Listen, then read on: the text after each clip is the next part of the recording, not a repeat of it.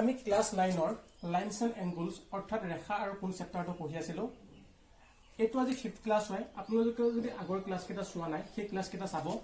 মই lines and এংগলস বেসিকখিনিও পঢ়াইছিলোঁ, আপোনালোকে সেইখিনি চাব। আৰু কালি মই 6.1 এক্সাৰসাইজটো কৰিলোঁ। তাত দুটা কোৱেশ্যন মই কৰা নাছিলোঁ, সেইটো আপোনালোকে নিজে কৰিব। আৰু যদি কিবা প্ৰব্লেম হয় তাত মোক কমেণ্ট সেকশ্যনত জনাব। আমি আজি 6.1 পিছত থকা যেটো পইণ্ট প্যাৰালেল লাইনস এন্ড ট্ৰান্সভাৰ্সাল অৰ্থাৎ সমান্তৰাল ৰেখা আৰু ত্ৰিজ্যক তাৰ বিষয়ে পঢ়িম। এটা প্যাৰালেল লাইনস অৰ্থাৎ সমান্তৰাল ৰেখা কি সকলোৱে জানো। সমান্তৰাল ৰেখা মানে কি? সাপোজ আমাৰ এ বি এটা লৈছে এ বি আৰু এটা লৈছে চি ডি। এটা আমাৰ এই এ বি আৰু চি ডি কি বুলি আমি সমান্তৰাল ৰেখা বুলি কোৱা হয়, কাৰণ কিয় ইহঁতে সদায় সমান্তৰালকে গৈ থাকিব আৰু ইহঁতে কেতিয়াও ইন্টাৰসেক্ট নকৰে বা কটাকটি নকৰে। এতিয়া আমি জানিব লাগিব ট্ৰান্সভাৰ্সাল। ট্ৰান্সভাৰ্সাল মানে কি? ত্ৰিজ্যক। অসমীয়াত কি বুলি কয়? ত্ৰিজ্যক। The transversal ত্ৰিজ্যক কাক বোলে? When a line intersect two or more lines at a point are called transversal. অৰ্থাৎ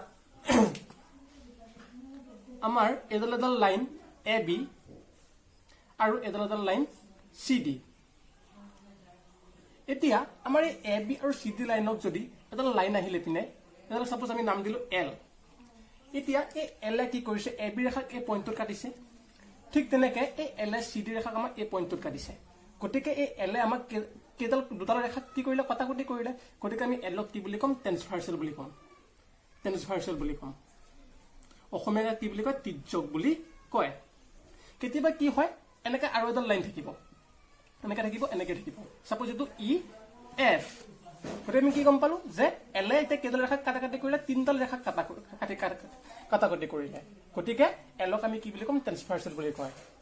গতিকে কি ক'ম আমি? যেতিয়া এডাল ৰেখাই দুডাল বা তাতোধিক ৰেখাত নিৰ্দিষ্ট বিন্দুত ছেদ কৰে তেতিয়া সেই ৰেখাডালক কি বুলি কয়? ত্ৰিজ্যক বুলি কোৱা হয়। অৰ্থাৎ এল ৰেখাডালে এ বিক এই পইণ্টটোত, চি ডিক এই পইণ্টটোত আৰু ই এফক এই পইণ্টটোত কি হৈছে? ছেদ কৰিছে। গতিকে আমি এই এল ৰেখাডালক কি বুলি ক'ম? ট্ৰান্সভাৰ্সাল বুলি ক'ম। ট্ৰান্সভাৰ্সালটো আপোনালোকে জানিব লাগিব। এতিয়া আমি আগৰ পিছৰ কথাখিনি সেইখিনি বুজি পাম।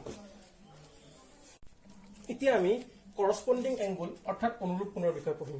মোস্ট ইম্পৰ্টেন্ট এইখিনি আপোনালোকে এইখিনি ভালকে মন কৰিব। এটা কৰসপন্ডিং এংগল হ'বলৈ অৰ্থাৎ অনুৰূপ কোণ হ'বলৈ আমাৰ তিনিটা শৰ্ত হ'ব লাগিব। প্ৰথমটো হৈছে সেম সাইড। মনত ৰাখিব এই শৰ্তকেইটা। সেম সাইডত হ'ব লাগিব, অৰ্থাৎ একে সাইডতে হ'ব লাগিব দুইটা কোণ। দুই নম্বৰটো হৈছে ওৱান এক্সটেৰিয়ৰ এংগল, অৰ্থাৎ এটা বাহিৰৰ কোণ হ'ব লাগিব। তিন নম্বৰটো হৈছে ওৱান ইণ্টেৰিয়ৰ এংগল, এটা ভিতৰৰ কোণ হ'ব লাগিব। অৰ্থাৎ করসপন্ডিং এংগল হ'বলৈ কি হ'ব লাগিব? সেম সাইডতে হ'ব লাগিব, এটা এক্সটেৰিয়ৰ এটা ইণ্টেৰিয়ৰ। এতিয়া আমি যদি এই ওৱানটোক ধৰো, আমাৰ এই ওৱানটো কি? Exterior angle. আৰু এই ওৱানটোৰ একে সাইডে আছে কি? 5, আৰু 5টো আছে কি? আমাৰ ইণ্টেৰিয়ৰ এংগল।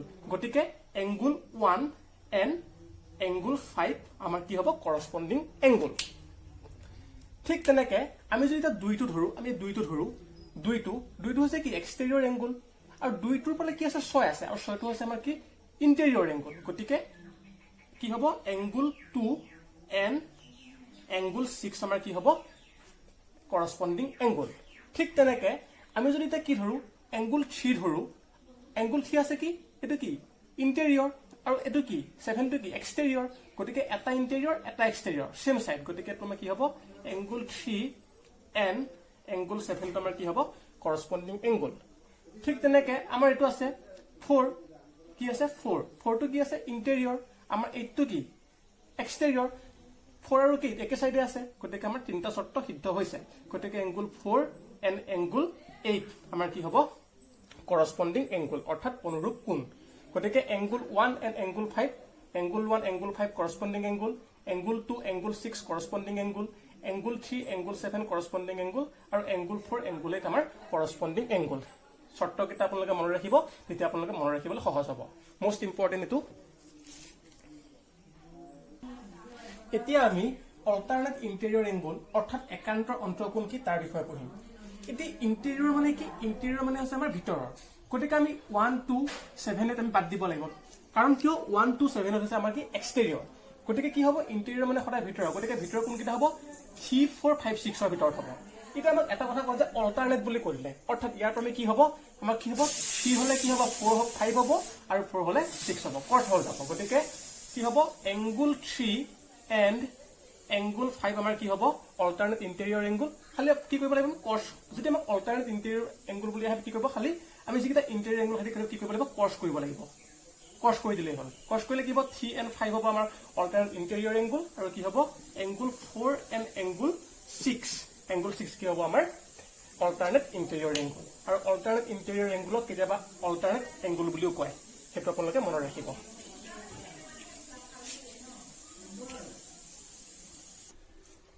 এবাৰ আমি অল্টাৰনেট এক্সটেৰিয়ৰ এংগুল অৰ্থাৎ একান্তৰ বহিকোণ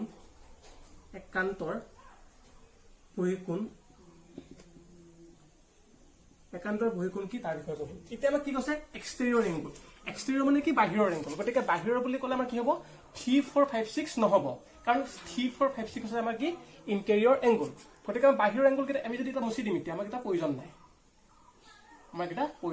এটা কি এক্সটেৰিয়ৰ মানে কি বাহিৰৰ গতিকে অল্টাৰনেট বুলি ক'লে আমি খালি কি কৰিম কৰ্চ কৰিম গতিকে কি আছে একৰ কৰ্চত কি আছে 7 গতিকে এংগুল 1 and এংগুল 7 হ'ব কি অল্টাৰনেট এক্সটেৰিয়ৰ এংগুল আৰু 2 এংগুল 2 and এংগুল 8 হ'ব আমাৰ কি অল্টাৰনেট এক্সটেৰিয়ৰ এংগুল বা একান্তৰ বহিকোণ এইকেইটা আপোনালোকে মনত ৰাখিব most important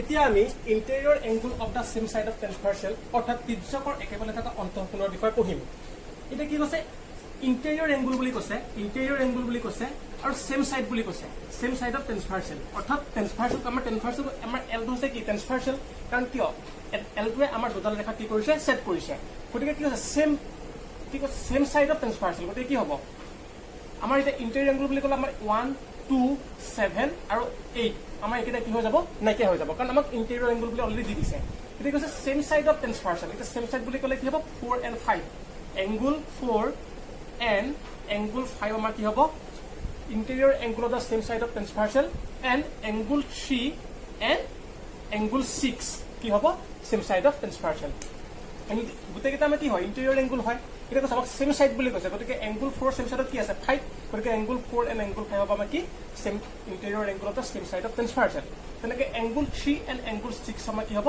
same side of transversal of interior angle অৰ্থাৎ তিৰ্যকৰ একেফালে থকা অন্তঃকোণ আপোনালোকে এইখিনি মনত ৰাখিব এইখিনি হৈছে মোষ্ট ইম্পৰ্টেণ্ট